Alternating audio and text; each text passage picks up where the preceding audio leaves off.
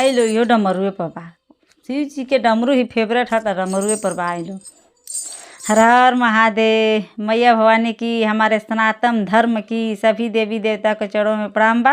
सभी गुरु भाई बहनों के चरणों में प्रणाम बा। हमारा प्रणाम स्वीकार करी लो, जौन गलती हुई माफ़ करी लो। हमरो फुल वीडियो देखी लो, छोड़म लो मत दीदी बीच में। हमरो चैनल के लाइक सब्सक्राइब करी लो। आई लो कैसे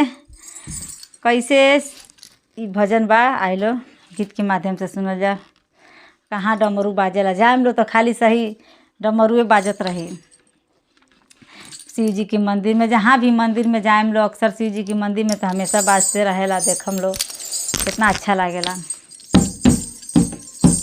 बाजे बाजे रे डमरुआ शिव के नगरी, बाजे बाजे रे डमरुआ शिव के नगरी। शिव के नगरी हो शिव के नगरी, बाजे बाजे रे डमरुआ शिव के नगरी। बाजे बाजे रे डमरुआ शिव के नगरी।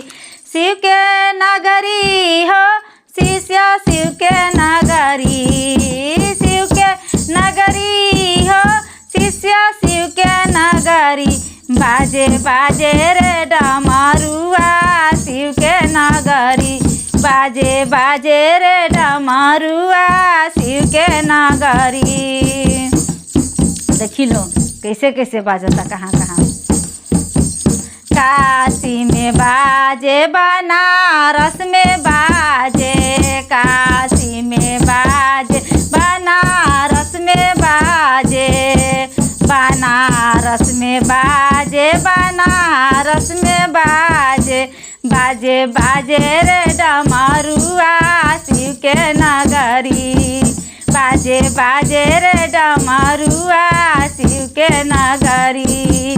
शिव के नगरी हो शिष्य शिव के नगरी, शिव के नगरी हो शिष्य शिव के नगरी। बाजे बाजे रे डमरुआ शिव के नगरी, बाजे बाजे रे डमरुआ शिव के नगरी। बहुत बढ़िया लगता दीदी, लगता ना।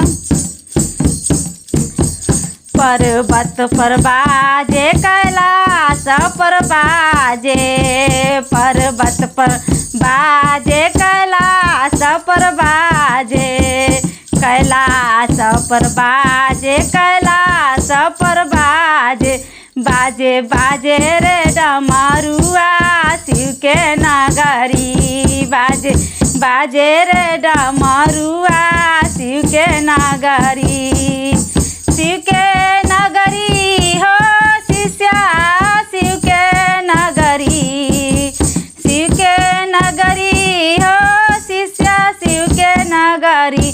बाजे बाजे रे डमरुआ शिव के नगरी, बाजे बाजे रे डमरुआ शिव के नगरी। अब देखी लो दीदी, जरूर सुनम लो लास्टवा।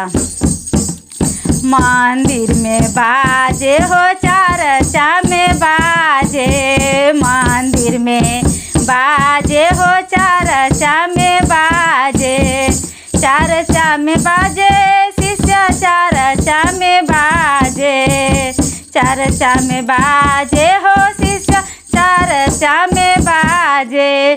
बाजे बाजे रे डमरुआ शिव के नगरी, बाजे बाजे रे डमरुआ शिव के नगरी, बाजे बाजे रे डमरुआ शिव के नगरी।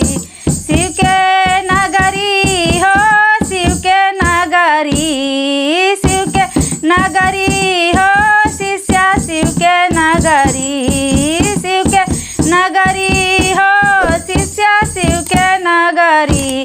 बाजे बाजे रे डमरुआ शिव के नगरी, बाजे बाजे रे डमरुआ शिव के नगरी।